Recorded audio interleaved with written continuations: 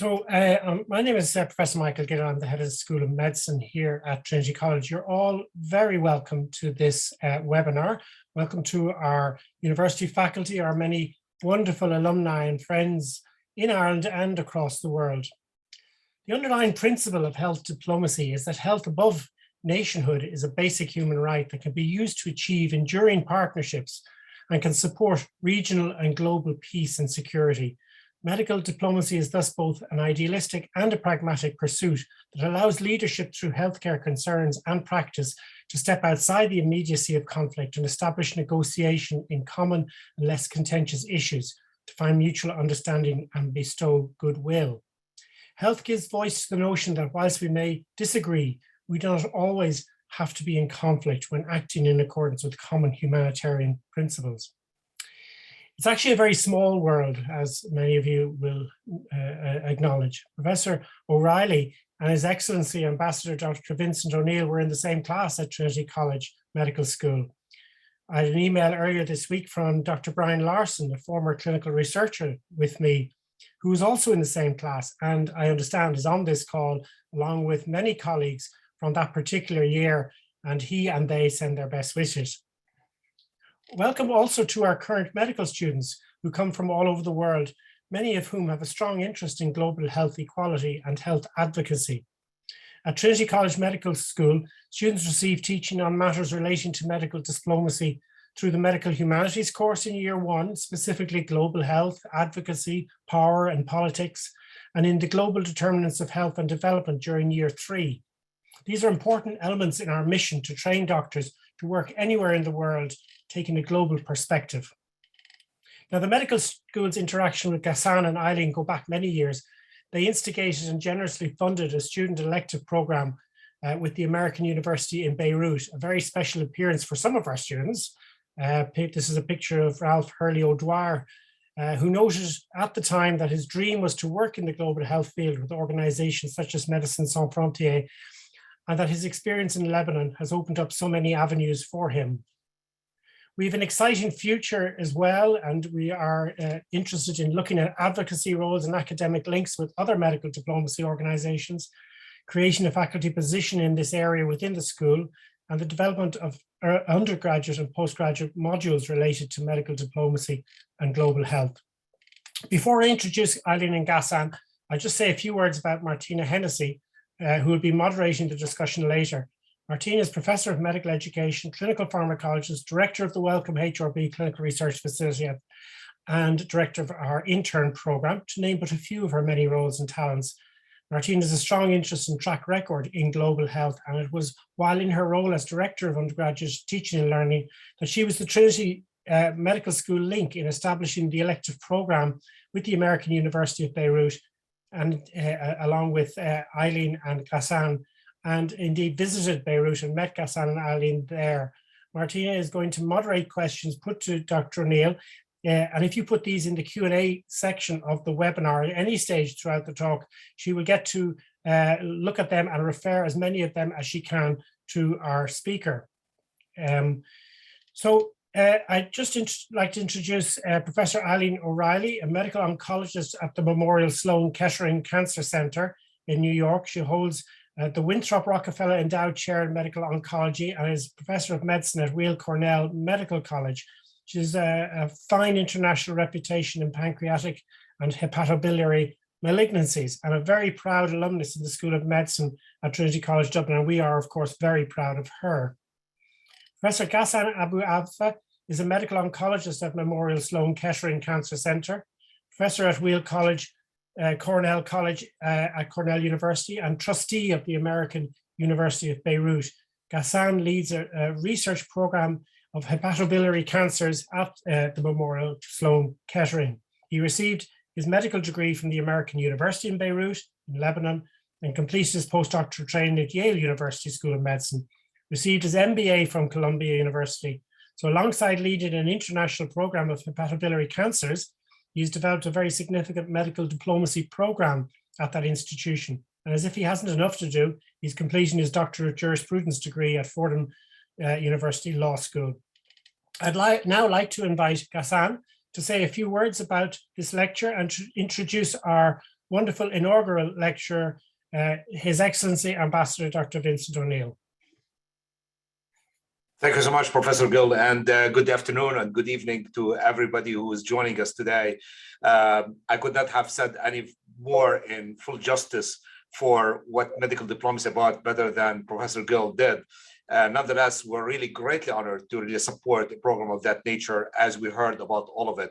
And I would say that we already had a little bit of a dry run. I give a lot of credit for our dear colleague here at Sloan Kettering, also Professor Larry Norton, who him and I, we actually went on this endeavor of medical diplomacy last week, and we were able to bring in 70 physicians from 40 countries in areas of conflict to talk together and sit together and be able to really see what's better for humanity. With this, we are beyond delighted and honored to support this effort at Trinity College of Dublin. And Eileen and I really see this as an important endeavor, especially that we both came from countries that had troubles at some point in time and we lived it. And that's where we see that we need better future for all the new generations. Who could be better than Dr. Vincent O'Neill, His Excellency, whom I really beyond honored and delighted to introduce to all of us, graduated from the Trinity College in Dublin Medical School in 1990, and subsequent to his training, he did not take any time off. He jumped on right away to do some postgraduate training and act as physician in rural Uganda until 1995, after which he actually joined the Department of Foreign Affairs, and he was a technical advisor in regard to health and patients living with HIV and AIDS. And if anything, he stayed in this career for about 26 years. By that time, he got further training into the leadership and management, and followed with that by extensive experience working into the public sector in Ireland, engaging in multilateral institutions. And with this, he actually joined in again in efforts in Africa, and he worked in more than 20 developing countries, among which Africa included Malawi, Sierra Leone, Uganda, and Kenya. And after that, he served as the director of the policy and planning and of the Irish Aid up to 2014, after which he served as ambassador of Ireland to Kenya.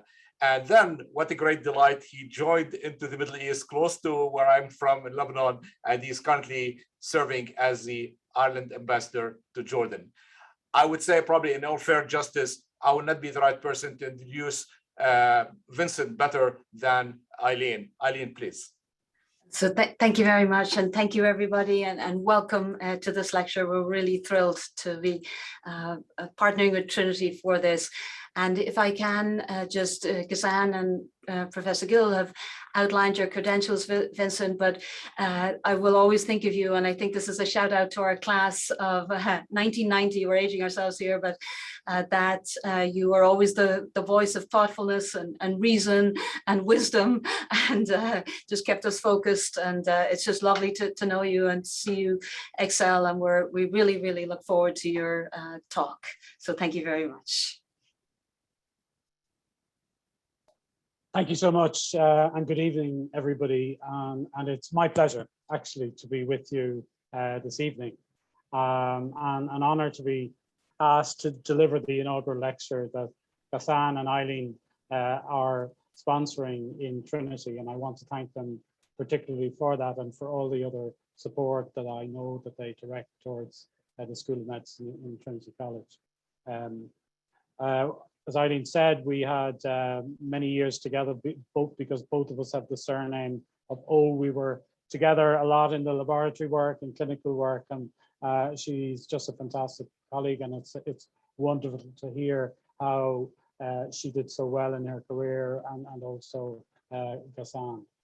Thanks to Prof. Gill for inviting me to speak with this, and to Professor Hennessy for moderating it, and all the colleagues who've actually helped to organize it. Just tell you what I'm going to talk about. The title of this evening is Deepening Ireland's Footprint in International Health, Linking Politics, Diplomacy and Technical Expertise.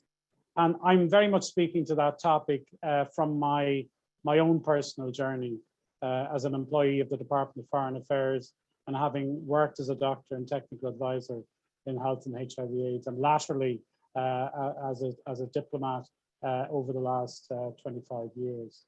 And I want to walk you through some aspects of my journey and share some of the lessons that I've learned with reference to the theme of the presentation.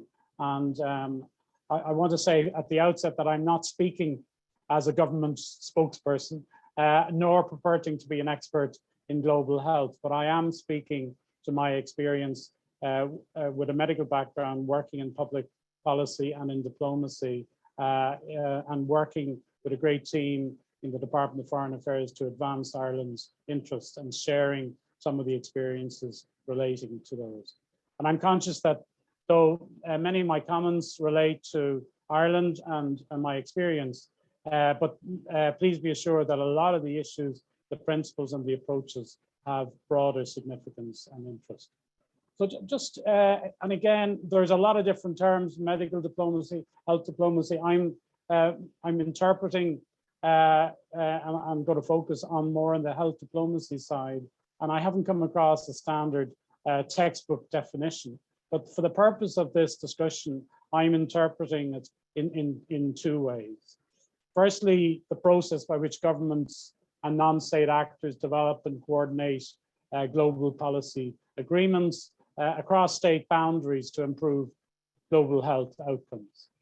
And secondly, you know, it's also an internal process whereby a government's political and diplomatic engagement is agreed domestically with the input of international expertise and technical expertise in health. And in many ways, it represents an intersection between diplomatic competency and health expertise, and between health policy and foreign policy. Just to say what I'm going to talk about, I want to talk initially about my own experience as a doctor interested in international health, my motivation for joining and staying in the Department of Foreign Affairs. And then I'll talk a little bit about my engagement with Ireland's commitment to and Ireland's response to the global HIV/AIDS pandemic, which has been quite significant in terms of its engagement and impact. I want to cite some examples of how technical competence and relevant experience in international health has influences Ireland's political and diplomatic engagement on the international stage. And I'll conclude with some lessons that I've learned from these experiences and drawing from some of the global weaknesses exposed by what we've learned from the COVID-19 pandemic. I want to explore how some of these lessons might be relevant at a time when there's a growing and very welcome increased engagement in Ireland in international health. Again, just to introduce myself, and thanks very much for the very kind introductions, but just to recap some elements of that. Graduated as a mature student in 1990. I was a bit older than the rest of the class. I don't know about the wise of it, but definitely older. And I wanted to work in some aspect of global health, but I didn't know how exactly I wanted to plan for that. So I undertook some medical rotations and studies after graduating from Trinity. And I traveled to Uganda in 1993 with my wife, and I worked as a volunteer physician and doctor as head of a small community hospital in Rakai district. Rakai was the epicenter of the AIDS epidemic, and as well as being a location where there were many other endemic diseases and where health facilities and health infrastructure was not strong, to say the least of it. And those few years was highly instructive for me in terms of my own future career. And like many health workers across Africa at the time, we were just absolutely inundated with demands to provide essential services to a poor rural population. On top of that, there was the problem of HIV/AIDS and the incredible extent that arrived at our doorstep at the hospital. Very, very young people. All we could do was, you know, diagnose them clinically, provide some palliative support, treat opportunistic infections, keep them comfortable, and in many, many cases discharge them home to die, essentially. And I mean, we worked very hard for a few years, set up a clinic, which I'm very happy to say is still functioning to this day, worked with fantastic people. But actually we saw, as well as having good things, we saw a lot of death, a lot of suffering, an awful lot of difficulty, and that had incredible tensions and stresses on the health workers in the clinic, including myself, I have to say, in terms of the demands that actually placed on us professionally and personally. And after my 2 years, I came back to Ireland, but there are some issues that are etched in my brain, and I was very frustrated that while by some measures, we had done a fair bit over the few years, but in other ways, there was an awful lot over which we had no control, and over which I felt frustrated that I actually could not impact on. And just some key lessons that I know many of you will have read about, and I had read about them, but they were there in flashing lights right through my period, and they have never left my mind in terms of influencing my own engagement internationally subsequent to that. First of all, good health services are rarely accessible to many people, most people in rural Africa. And secondly, adverse health outcomes are hugely contingent on poverty, stigma, and disadvantage. Thirdly, the enormously important role of women in respect to family health, and the extent that gender inequalities compromise not just their own health, but that of their families.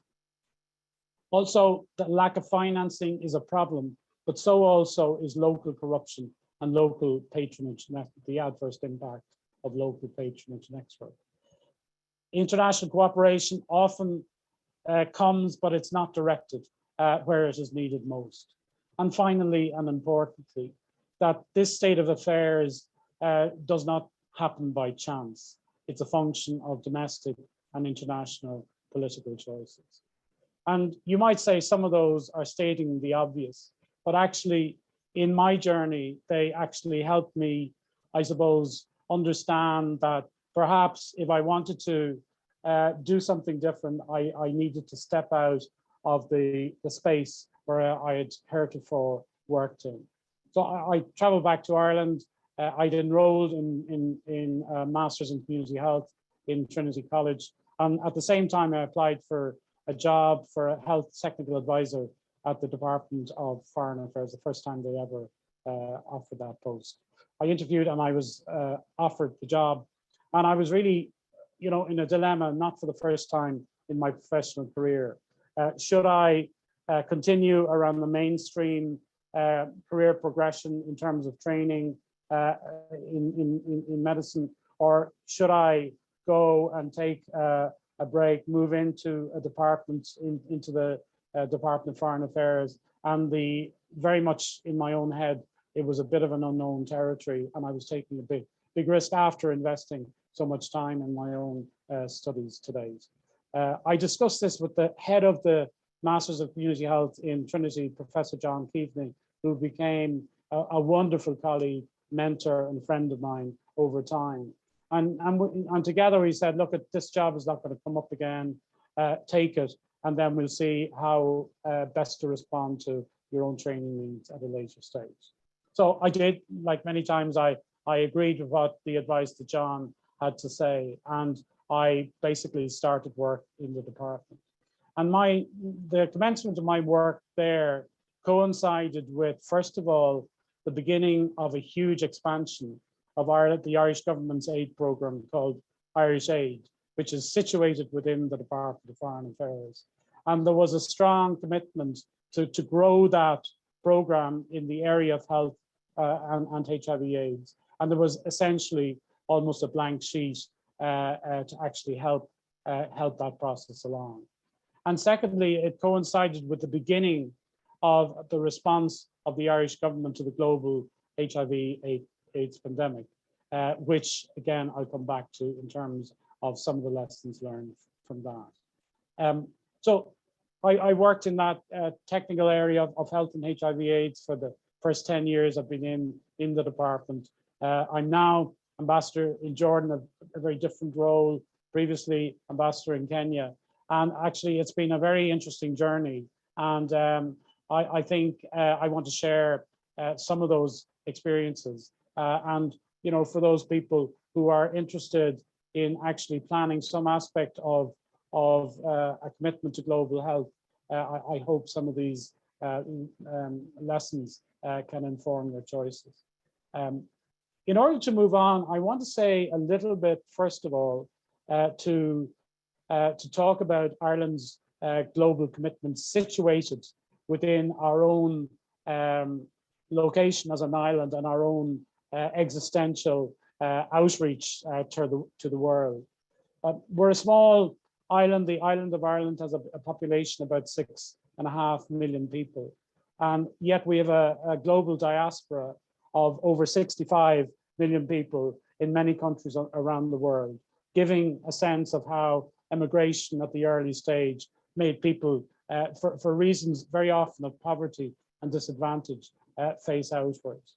Economically, we've one of the most globally facing economies in the world. And Ireland, per capita of the population, exports more around the globe than most other countries. We're a member of the European Union, which was a key factor in our success as an economy, as a nation, and since 1993.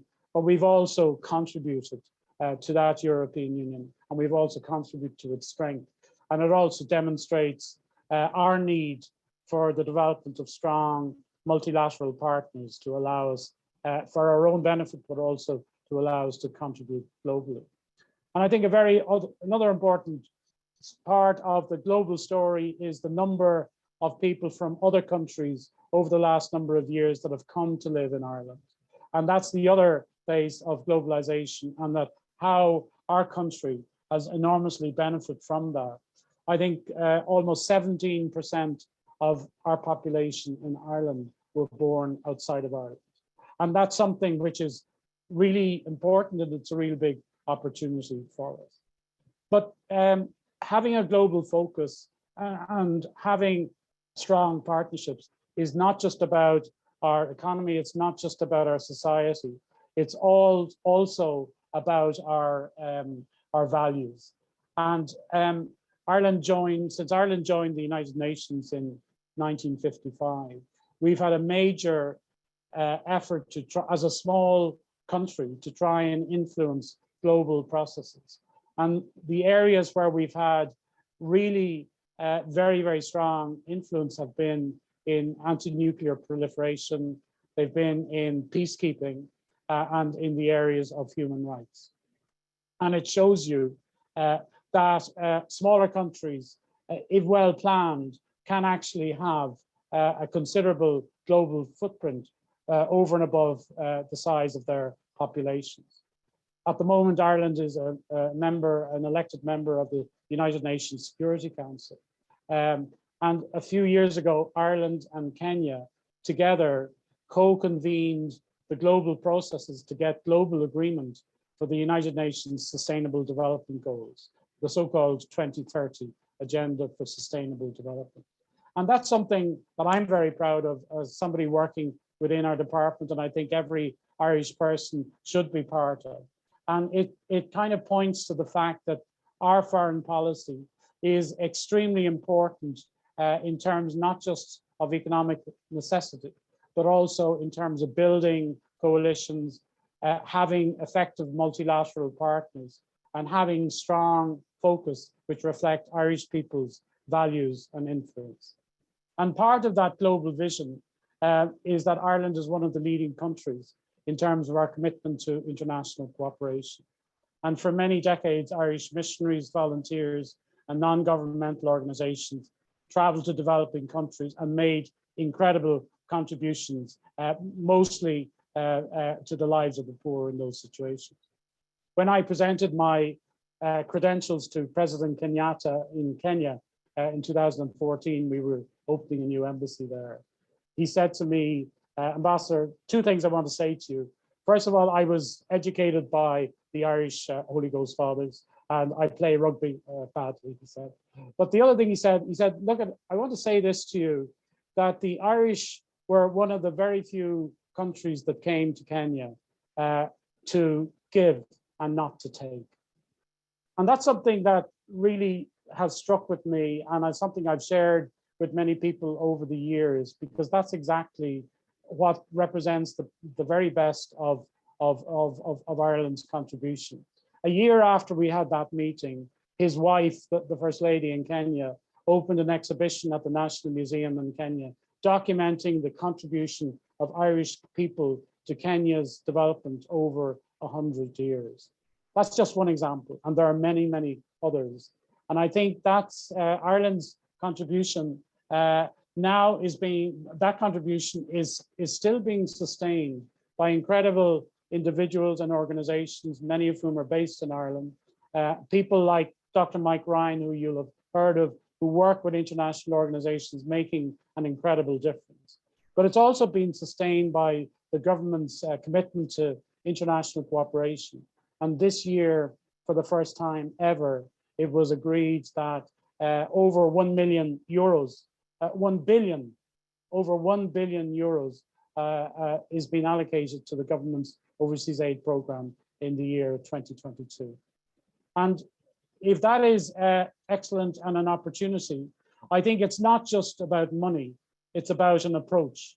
And I think Ireland has been, our approach has been validated and appraised by the OECD, by the Brookings Institute, by the ODI in the UK, as being one of the most pro-poor development corporations across all OECD member states.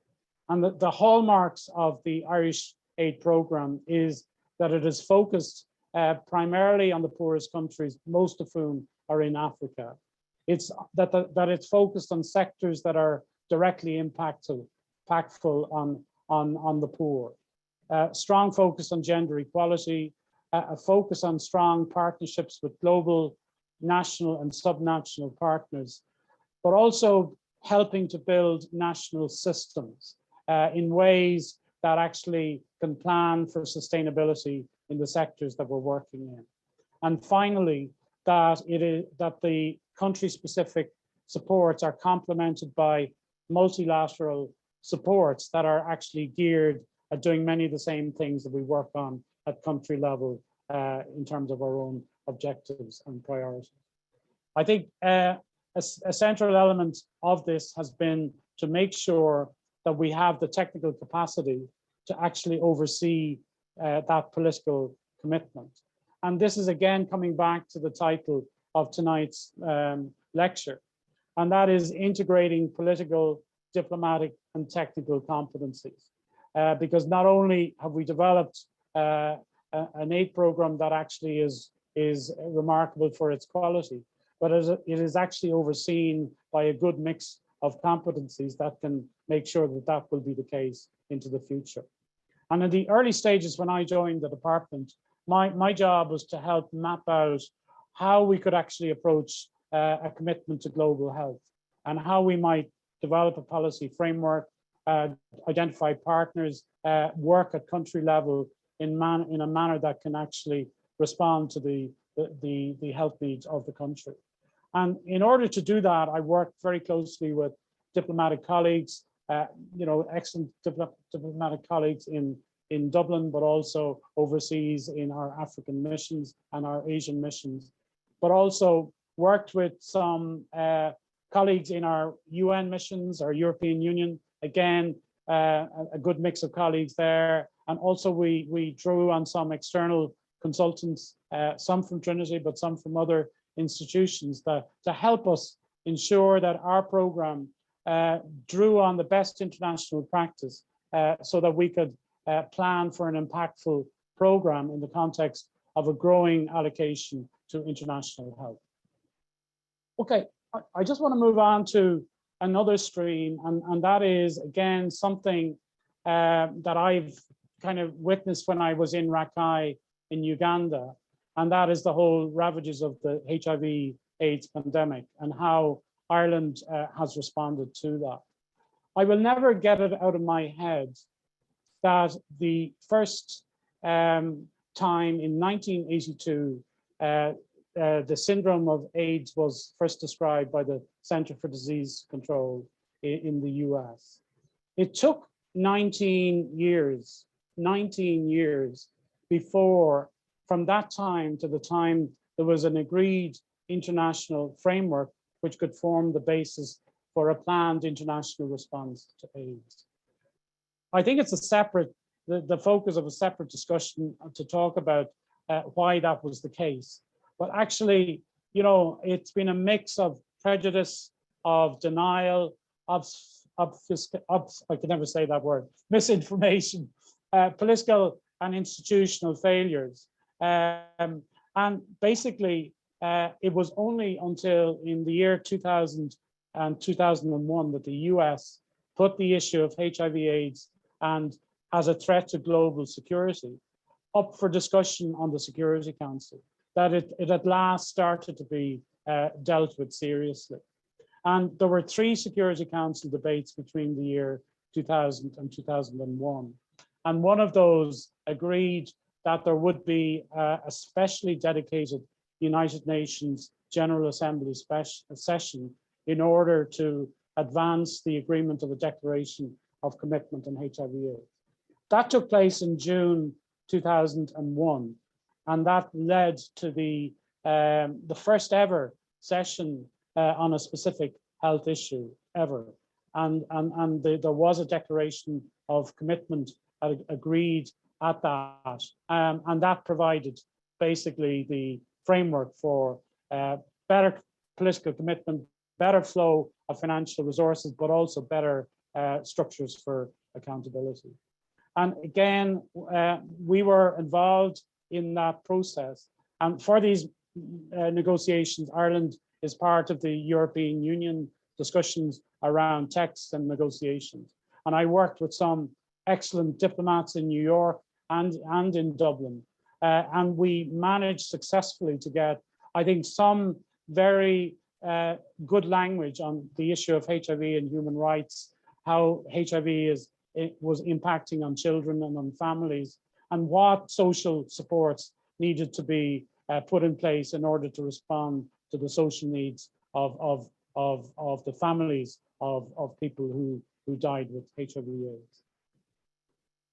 After that declaration, there was an agreement to set up a new global financing mechanism. You might be aware of the Global Fund for AIDS, TB, and Malaria.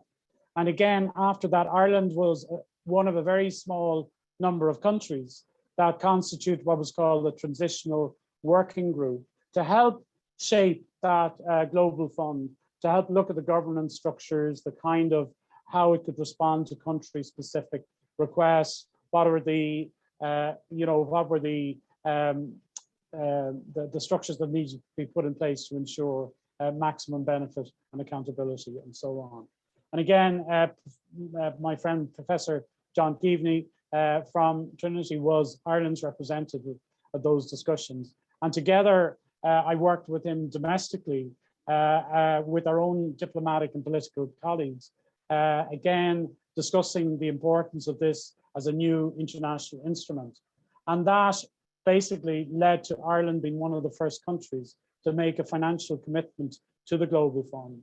And to this day, we still support it. And in fact, we actually give not just financial resources, but we play a very important role in the board of governance of the Global Fund.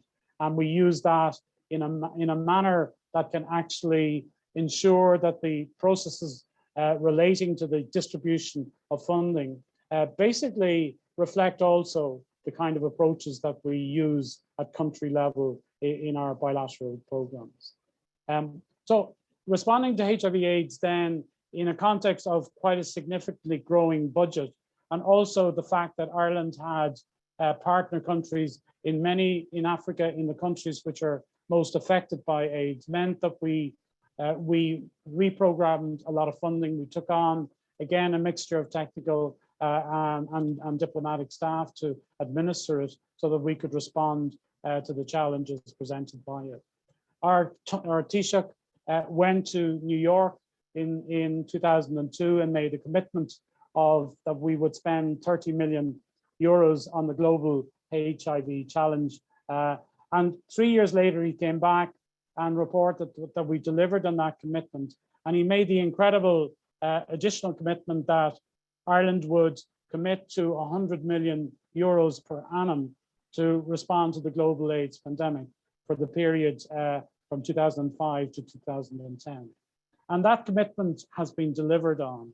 And again, it was part of my role and other colleagues in the department who I work very, very closely with to ensure that those funds were directed at organizations that could actually ensure that the funding was consistent with the commitments in the Declaration of AIDS agreed at the UN, but also that responded to the specific needs of the countries where we were working.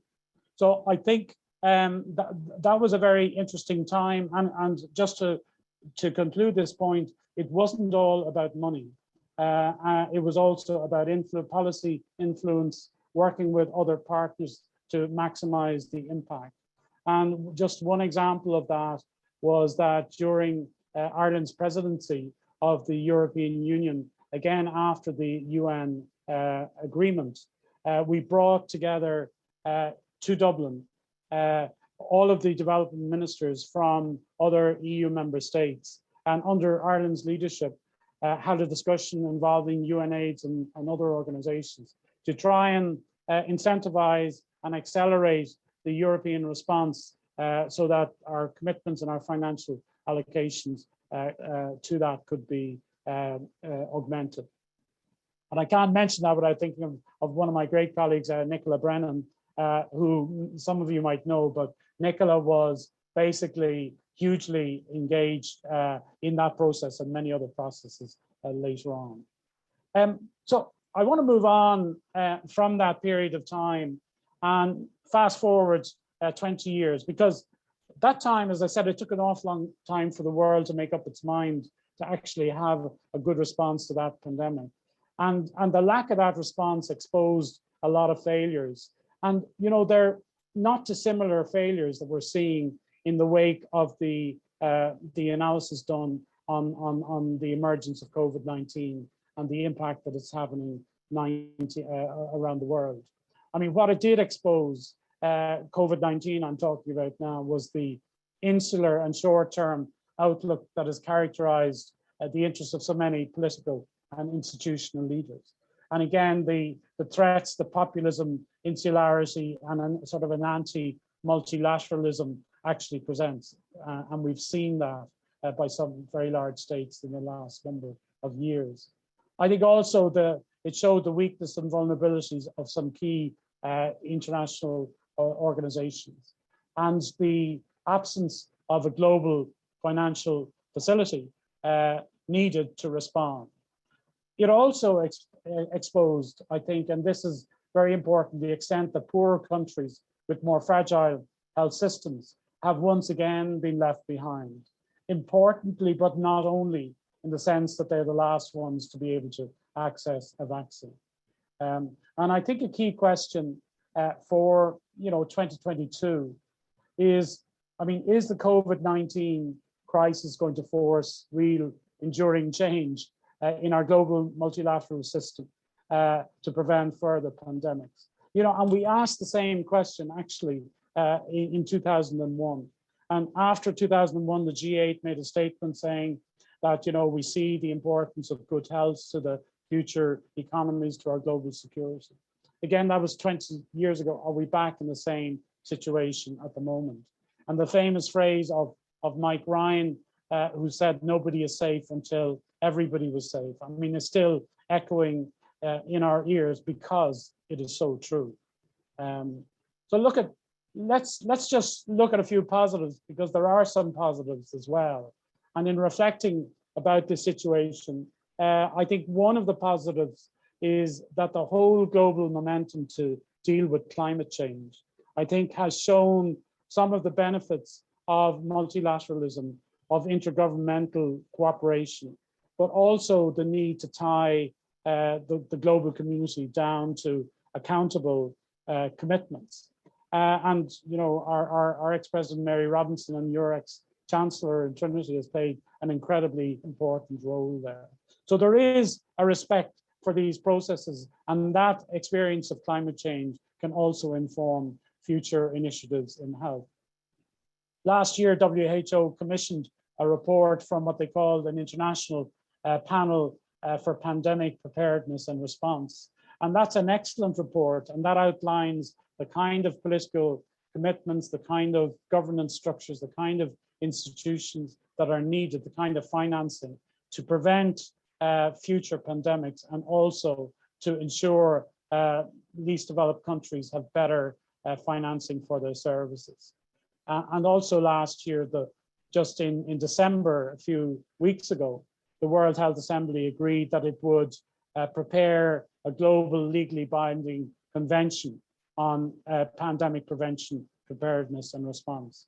And closer to home in the European Union, again, over the last year and a half, the EU has agreed to advance a proposal for a European health union.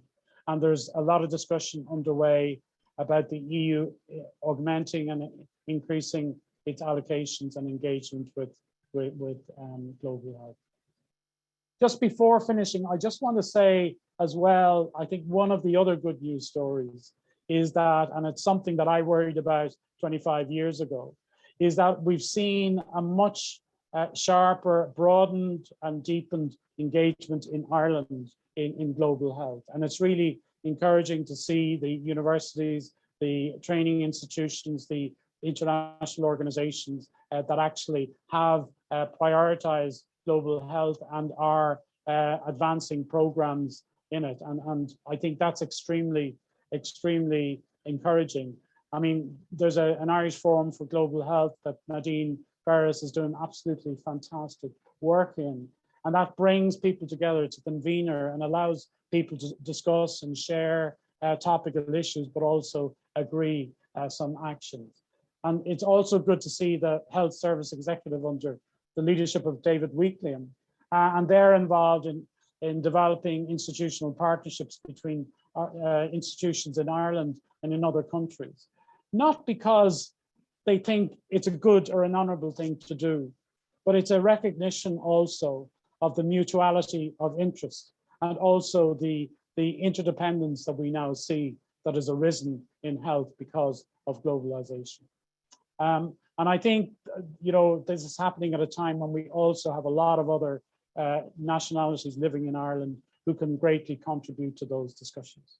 I don't get a sense, though, to what extent that increased engagement in global health, basically, what are the commonalities which bring that together? And to what extent achieving, you know, positive health outcomes for the poorest population in the world is a central objective of those discussions. And it would be really good to explore that. So just in conclusion, I spoken a little bit about Ireland's commitment to multilateralism, to international development cooperation, some lessons learned from our engagement responding to the global AIDS pandemic, but also the weaknesses that the global pandemic has showed about the global health architecture and the need to respond to that. And also importantly, again, we're seeing the neglect of allowing an adequate voice and support for the interests of poorer countries in those discussions, and also to avail of the key technologies that are needed to protect their populations. And finally, I've spoken about the broadening and deepening of global health in Ireland. And I think I just want to leave you at this point that there's a lot of talk about COVID-19 crisis being an international inflection point as far as addressing global and country level deficiencies which have contributed to this pandemic. As I mentioned, my concern is we've seen this before and that there is a need to do things differently. And my sense is that there is a moment now, and yes, globally, we need to do things differently, but maybe perhaps also at country level here in Ireland, we need to do things differently as well, and not just depend on somebody else to do it. And I wonder, is there an opportunity for those many organizations and individuals within Ireland on an all Ireland basis, that to use this time, to use the analysis that we've seen and the weaknesses that we've seen in terms of the global infrastructure, to combine our resources around a tightly focused objective, which relates to responding to the needs of impoverished countries and the marginalized people of those countries. And, you know, the question would arise, how might that happen? Who could convene it? Who would join it? How could people's different respective interests be reconciled? Maybe Ghassan and Eileen, that's the focus for yet another intervention to think about it. But I think it is really important, and I think there's almost a responsibility for us to see how we can respond given that history and given those weaknesses that have been exposed. I want to leave the last word to Dr. Tedros, who I think is the excellent Director General of WHO. And he stated 2 weeks ago that responding to the global equity issues raised by the COVID-19 pandemic is not just an ethical issue, but it's one that is central to the survival of us all. Thank you.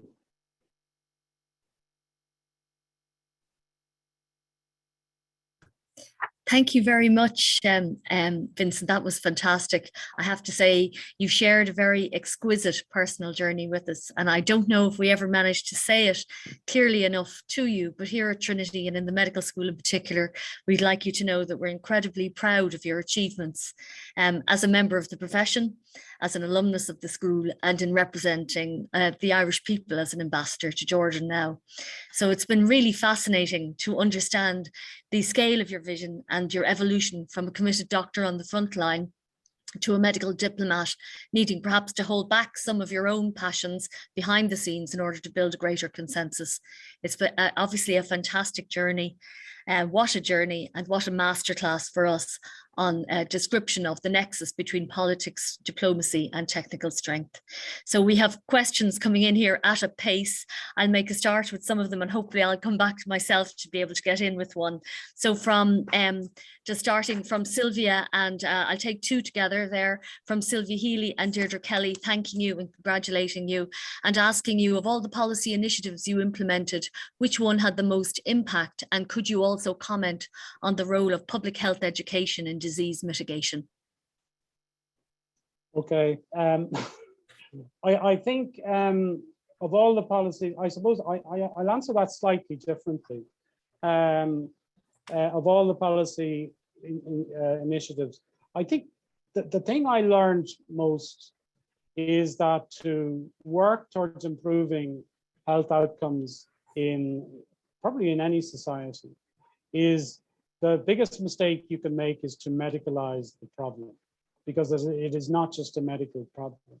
And I think I learned that if you want to improve family health and child health, you probably are going in the wrong direction if you're actually setting up vertical programs for mother and child health. That you need to look in tandem with the issues of enhancing the role and the equality of women, of actually doing something to enhance the livelihoods of a poor family, do something about water and sanitation in the village where people live. And I perhaps I didn't say that in my presentation, but I think it's one of the really good discussions that we had over time, and one of the privileges of working with other colleagues, is that very often I think, looking retrospectively, that some of the biggest impacts on child health and women's health and people's health took place from outside of the health sector. And I am not saying you do one or the other, but I'm saying that you actually you work in tandem, and that your starting point is the answer to the problem is not more technical expertise in medicine per se, but it is having an appreciation of the broader determinants of health. And I think that's one of the great things about the Sustainable Development Goals, that there are 17 goals. And, you know, the idea is that you do not tip them off in parallel, but you try and have a comprehensive approach that actually recognizes as well the importance of specific responses, but also the importance of interconnected responses. And to answer the second question on public health, I mean, I think incredibly important, I think, and having public health skills, and we were very fortunate in the program, the Irish Aid program, that we've had some very good capacities, both in-house, but also colleagues that worked with us on a consultancy basis, that actually really important to help us understand the broader picture, help us to work with national ministries of health in order to develop competencies in some of those areas. So absolutely central, but very important, but it's not the only key competency, I think, that's needed in the field.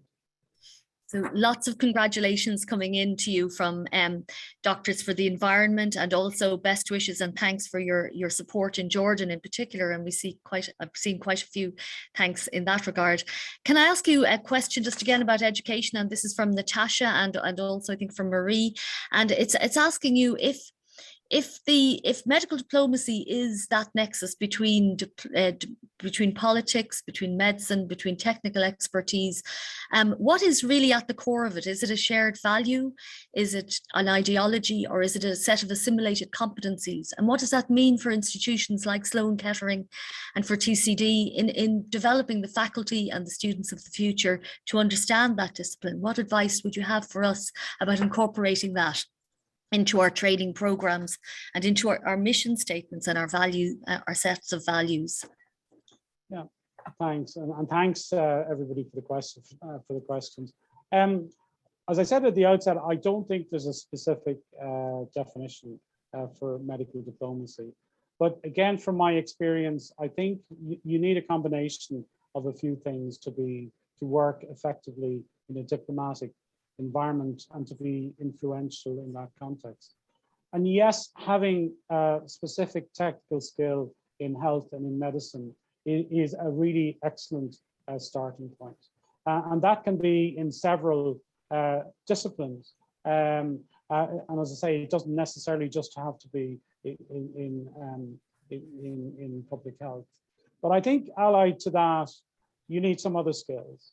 And I think you need skills in the area of negotiation, in understanding policy, how policy is developed, understanding the complexity of public sector environments. In my case, I don't think I had any of those skills, but I actually learned them on the job.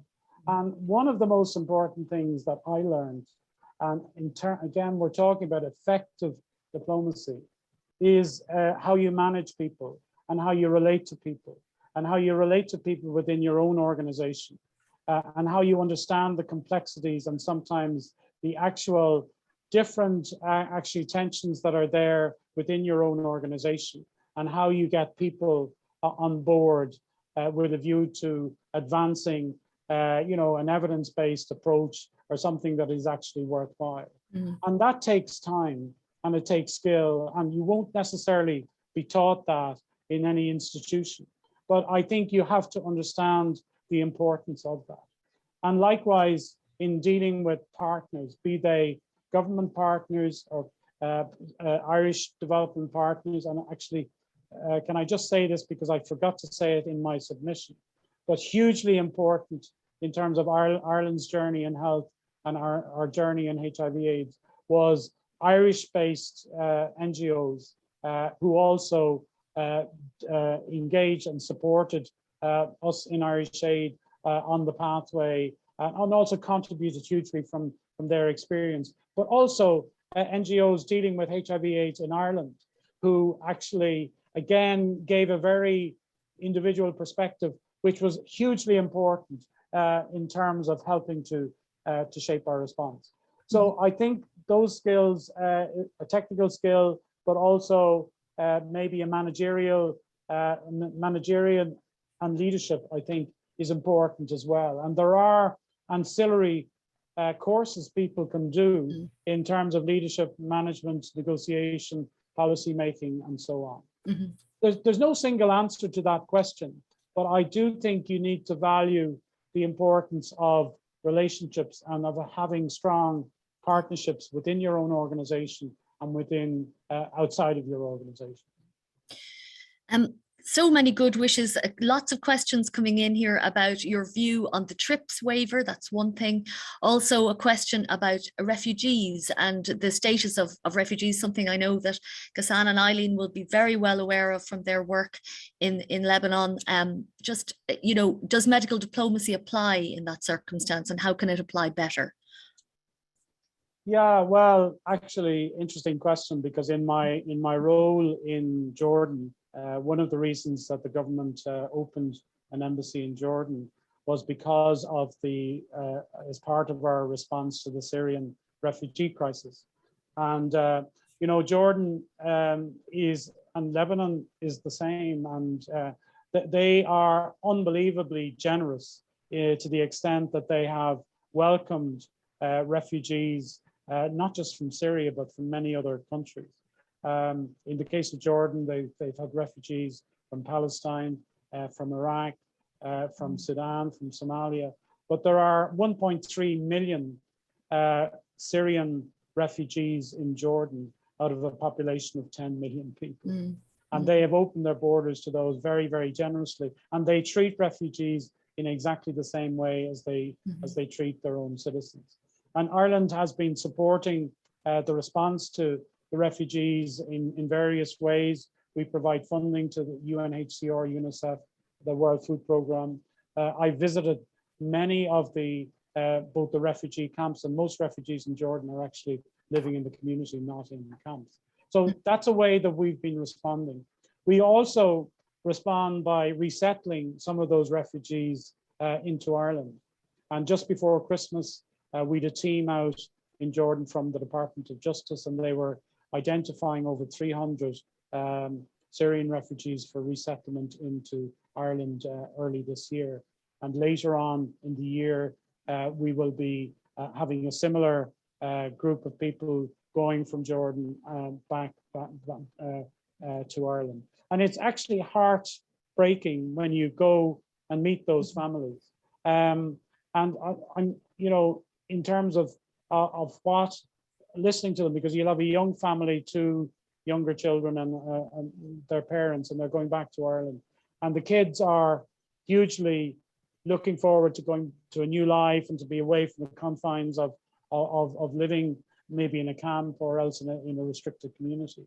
But the parents are totally conflicted, because they know the further they move away, they're moving away from their parents. They're moving away from you know, the likelihood of them reconnecting with their relatives and their family over time. And from a health perspective, they've moved, you know, moving out of Syria, a situation where there was absolutely no health facilities, into a situation with Jordan where there are reasonable health facilities, but with a large number of refugees there, basically the health facilities are very stretched. And again, it's something that we can offer refugees in Ireland, is actually allowing them to have access, and in some cases contribute to, because some of these people are very well qualified and they have health qualifications themselves. So yeah, so thank you for the question. I'd like to, and what you say has a lot of resonance, and we've had students that have come through from a refugee situation, and they've been incredible students, and they've done exceptionally well once settled. I'd like to pass back now just to Eileen and Ghassan, because I think they have a question, and so I wish we could. I have so many good wishes here. My screen is full. I can't actually keep up with them. But for Grania and Lena and Miguel and Daniel, lovely questions, but also best wishes to you. But because I know we're going to be short of time, I'd like to hand back now to Ghassan and Eileen for a question before going back again to Michael.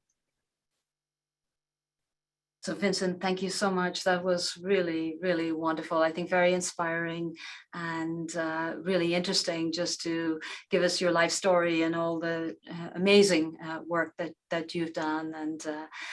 thank you so much. And I know Ghassan, this topic is dear to his heart, so he will probably have the last word here. Thank you, Eileen. Thank you so much. Yeah, thanks so much again, Vincent. I second what Eileen said, and really what a great delight. And thanks for, Trinity for reaching and making sure that have you to tell us about this incredible story, which is like really unsurpassable in regard to what's better for humanity. And the only last point I would like to touch on, we heard a lot from you about communicable diseases, and especially with the important experience regard to living with HIV and AIDS. But what about the preventive perspective, and especially non-communicable diseases, which is the other thing that Eileen and I deal with, which is cancer? Any thoughts in that regard? Yeah, no, absolutely, Ghassan, and thanks for the question. I think what we have done in Ireland in terms of our support to our partner countries has been to try and get away from a vertical disease-specific approach, which basically very much prevailed in the past, where you had international initiatives on malaria, on tuberculosis, on measles, or whatever. And all of these vertical approaches came in all sorts of parallel tracks of country. And there was no sense of a weak, I suppose, ministry being able to bring these together. And side by side with that, and absolutely right to point it out, you have people who are, in a lot of these countries, you have problems now with obesity, with hypertension, you have the lifestyle diseases, as well as the communicable diseases. And the only way that you can really respond to those in any effective way is to have a vision and a system that is actually based on evidence of what are the disease presentations in the country, and how a health system has to be constructed to respond to those. And unfortunately, in a lot of countries, not only does the system not detect cancer, but it is most definitely not able to respond to it. But we are seeing a much greater focus on moving towards a systemic approach in terms of and donors moving away from their pet, oh, we'll do malaria, we'll do, which really does not help things and in any kind of a sustainable way. And from our perspective, I mean, it's still a journey that we're on. But I think in some countries, people are living longer, and actually there is a responsibility on donors like ourselves to actually not predetermine what our priorities are in disease-specific terms, but actually try and have it as an objective to work with a country to respond to the pathology that presents itself there in a way that is very much responding to their terms, rather than us dictating what those should be. So thanks for the question. Thank you. Thank you. Okay, so I'm going to hand back to Michael, but before I do, I'd like to thank you very much for your insights. I think moving from being a doctor to being an ambassador cannot always be an easy transition, because something is lost, something is gained. But I think Eileen probably said it very well at the beginning, that you have always been wise and a wise counselor to others, and certainly I know to us in Trinity at different times with global health, you've certainly been a very wise friend, and thank you very much for your insights this evening. So I'll hand you back to Michael. Thank you. Thank you, Martina. I'm just blown away by the number of questions here that we actually haven't been able to get to, and I'd love to have carried on this conversation, but unfortunately we have run out of time. It really remains for me just to add my thanks to Vincent for his fantastic talk. I really, really much enjoyed it, very much enjoyed it, but also to formally thank Eileen and Ghassan for their generosity in endowing funds to support this lecture and a series of lectures on medical diplomacy over the next numbers of years. And we're really looking forward to continuing this program of medical diplomacy lectures. And I think it's you've really set a very high bar, Vincent, for future speakers. So thank you so much. And thank you to everybody who's joined in, and to Martina for taking the questions.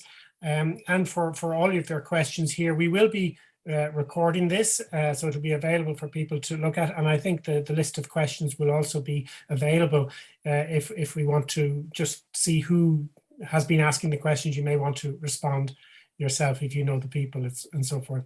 So thank you to everybody, and good evening, and we'll finish up here. Thank you very much. Bye-bye. Thank you very much.